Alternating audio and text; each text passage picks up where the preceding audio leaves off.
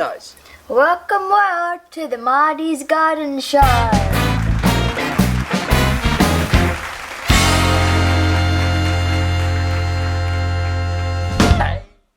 So how would you like to learn how to turn a compost tumbler into a worm farm? Well, I've done it outside. Karen and I, we shot a bit of video this morning showing you the compost tumbler of all the worms and what the material I'm getting out of it. So what we're going to do is we're going to head outside, show you the video that we shot this morning, and then we're going to come back inside and discuss how I did it. So maybe you could do it too. Come here, Karen.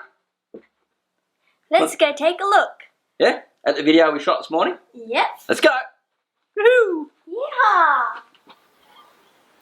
So I've been into the composting. This is a tumbler, and actually the handle broke off because these things, they're not as strong as what they should be. Like a good timber one, you know, a big crankshaft would work really, really great. But for $100 second hand, can't go wrong. Now I want to show you the material I'm getting out of here. This is basically like worm cast, right? That's come out of the worm farm. And as you can see, worm cast gets like a clay-like shiny thing when you push it together. And there's a little bit of material in here still. You can see like there's lots of compost worms in my actual composting system. And you can see it like, and look at that beautiful material. Now I'll grow a lot of seedlings coming up into spring with this material.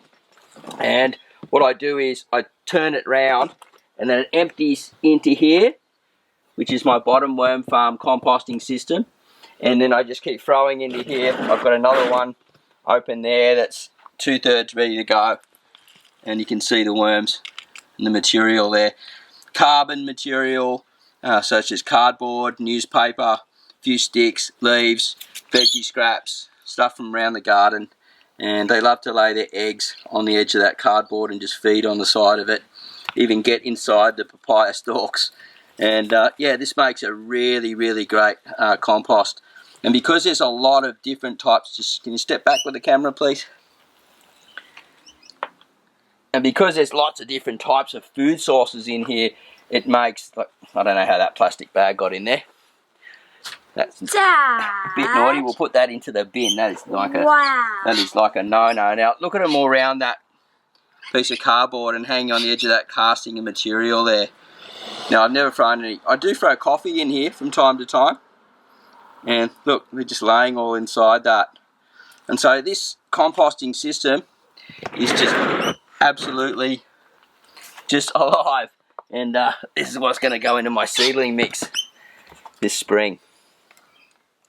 So that was pretty cool, right? There's literally thousands upon thousands of worms in both sides of that tumbler. Now, my ones appeared from free ranging because I've got a lot of worms sort of happening all around the garden, and they found that compost area and they got in there all by themselves. It's just amazing how they crawl around and cruise around and then set up a new community as of such. Now, if I was to start this from scratch and there weren't any worms around, I would start off with around about 1,000 red tigers, or the worm that's suitable for your area. The red tiger worms, the wrigglers, you know, they're pretty good all-rounder for most of the places, and they will chew through the material.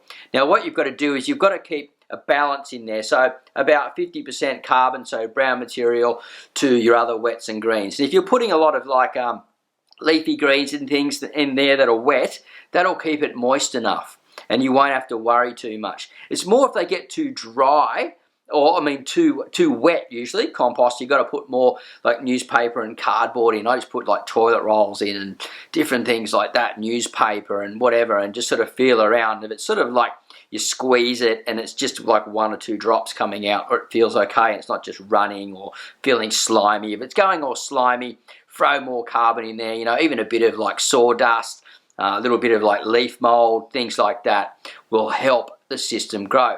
Now, put them in one side and then allow them over time to just migrate across. They will get from one side to the other. Don't know how they do it, but they're amazing little creatures, and they will set up shop in both sides of your tumbler.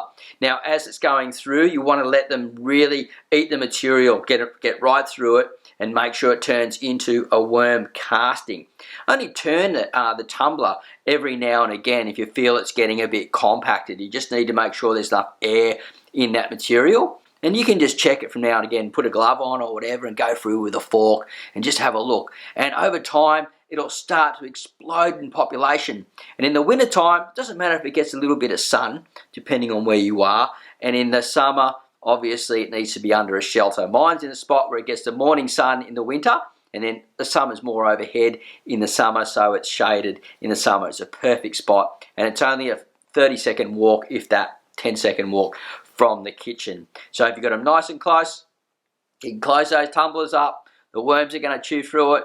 You'll always have enough worms, and they will just provide you with quality compost, one step higher than the compost that you would have without the worms. All right, it's coming up. Have a great day. Happy gardening, and we'll see you at the next video real soon. Bye for now.